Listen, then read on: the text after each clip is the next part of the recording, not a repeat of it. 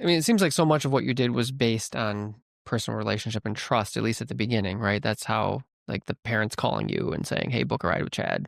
Like, we trust him. We know who he is," or his friend. Was that hard to translate to a different community where you don't live? Right.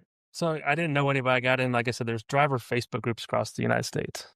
So I got into the Purdue one, and you had to reach out to the moderator. Of course, everybody thinks that it's just a scam, and it's like painting the picture like, look, I'm another driver. Yeah.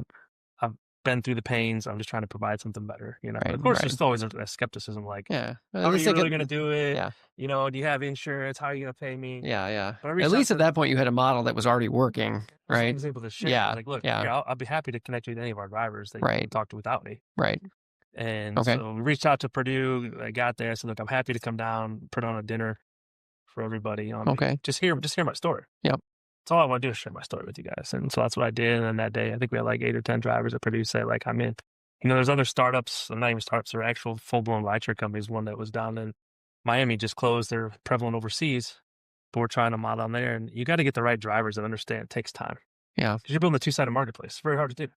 Tell me about that. What does that mean, a two-sided Well, marketplace? I got to get drivers and I got to get customers. So if I go get all the customers, which is what a lot of drivers were, down in Miami, they're talking, well, you got to get the riders first. Well, that's not how it Yeah. works. Because if I get you as a rider Yeah. and you order a ride and nobody shows And up, you don't have a you're driver. never coming Yeah. back. Yeah.